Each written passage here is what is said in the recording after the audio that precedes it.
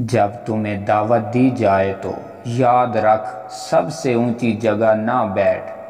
اگر میزبان کا تجھ سے بڑا دوست آ جائے تو میزبان تجھ سے یہ نہ کہے کہ اٹھ نیچے بیٹھ، ایسا تیرے لیے باعث شرمندگی ہوگا۔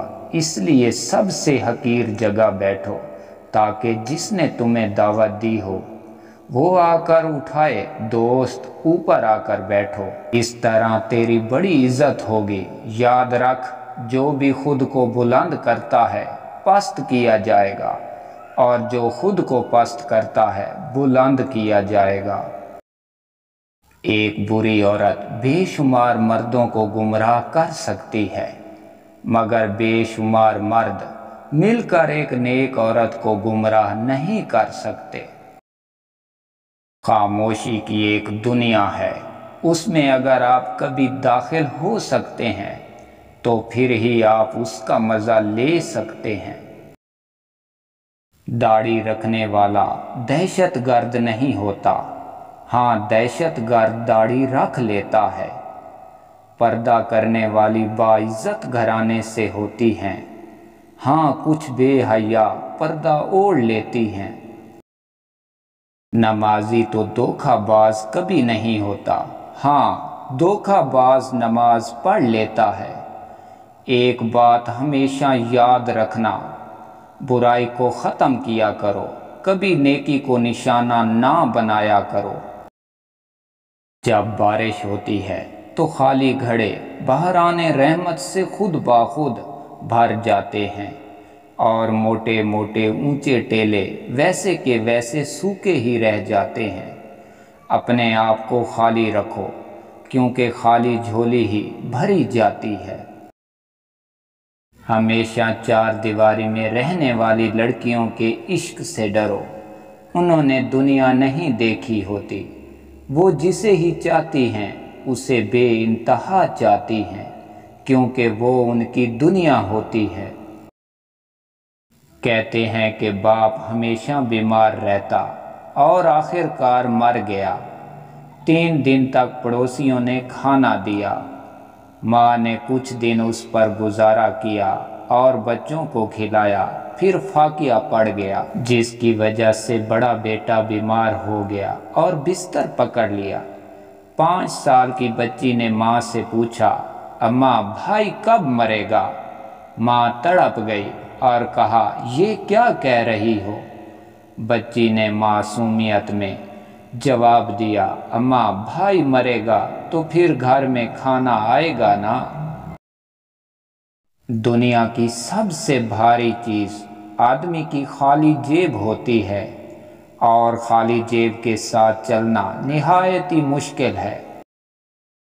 دشمن سے دشمنی اس سے مشورہ کرنے سے ٹوٹ جاتی ہے۔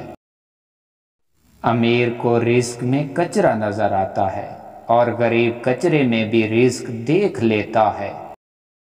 تہذیب کی مثال بھی غریب کے گھر سے ملتی ہے، دوپٹہ پھٹا ہوا ہو پھر بھی ان کے سر پر ہوتا ہے۔ ایک دن ہم سب کو اس دنیا سے رخصت ہونا ہے، اور باقی رہ جائے گی ہماری لکھی ہوئی تحریریں، اپلوڈ کی ہوئی ویڈیو اور تصویرات۔ اب آپ کو اختیار ہے کہ جاری رہنے والا گناہ کریں یا نیکیاں۔ ایک پرانے اور بسیطہ مکان میں ایک مزدور رہتا تھا۔ مکان کیا تھا، بس آثار قدیمہ کا کھنڈر تھا۔ غریب مزدور جب سرے شام گھر لوٹتا، اس کی بیوی معصومیت سے کہتی، اب تو گھر کا دروازہ لگا دیں، کب تک اس لٹکے ہوئے پردے کے پیچھے رہنا پڑے گا؟ اور ہاں اب تو پردہ ہی پھٹ گیا ہے، مجھے خوف ہے کہیں چور گھر میں نہ گھس جائیں۔ شوہر مسکراتے ہوئے جواب دیتا ہے، میرے ہوتے ہوئے بھلا تمہیں کیا خوف؟ فکر نہ کرو، میں ہوں نا۔ اور کئی سال اس طرح بحث مباحثے میں گزر گئے۔ ایک دن بیوی نے اصرار کیا، گھر کا دروازہ لگاؤ۔ بالآخر شوہر کو بات ماننی پڑی، اس نے ایک اچھا سا دروازہ لگا دیا۔ اب بیوی کا خوف کم ہوا اور شوہر کے مزدوری پر چلے جانے کے بعد بیوی گھر میں خود کو محفوظ تصور کرنے لگی۔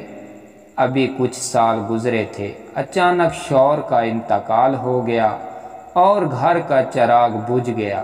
عورت گھر کا دروازہ بند کر کے سارا دن کمرے میں بیٹھی رہتی۔ ایک رات اچانک چور دیوار پھیلان کر گھر میں داخل ہو گئے۔ اس کے کودنے کی آواز پر عورت کی آنکھ کھل گئی۔ اس نے شور مچایا، محلے کے لوگ اکٹھے ہوئے اور چور کو پکڑ لیا۔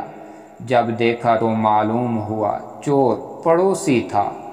اس وقت عورت کو احساس ہوا کہ چور کے آنے میں اصل رکاوٹ دروازہ نہیں، میرا شوہر تھا۔ اس چوکھٹ سے زیادہ وہ چوکھٹ مضبوط تھی۔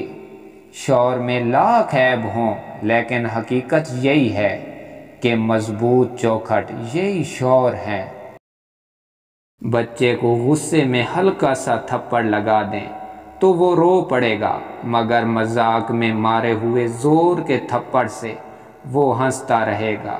نفسیاتی درد جسمانی درد سے زیادہ شدید ہوتا ہے، اور زبان کا لگا ہوا زخم کلہاڑی کے زخم سے زیادہ دردناک ہوتا ہے۔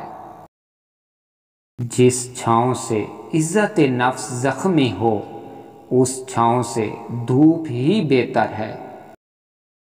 یہ ہماری آنکھیں نہیں بلکہ دوسروں کی آنکھیں ہیں جو ہمیں برباد کر دیتی ہیں۔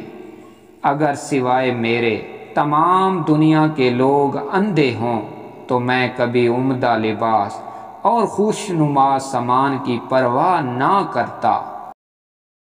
یوسف علیہ السلام جانتے تھے کہ سارے دروازے بند ہیں، پھر بھی دروازے کی طرف دوڑ پڑے تھے، اور خدا نے ایک ایک کر کے سارے دروازے کھول دیے۔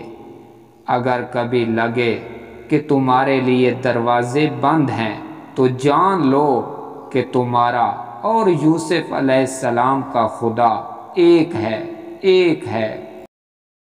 آج کے لوگ اپناتے ایک تہذیب کو ہیں اور مزہ دوسری تہذیب کا لینا چاہتے ہیں۔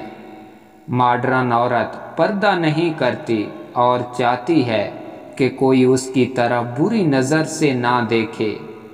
لوگ اپنی بیٹیوں کا رشتہ اسے دیتے ہیں جو شخص امیر کبیر ہو، اور چاہتے ہیں نکاح پڑھنے والا فقیر ہو۔ ساری زندگی حرام کی کمائی سے مال جمع کرتے ہیں اور پھر محل بناتے ہیں اور لکھتے ہیں ھذا من فضل ربی،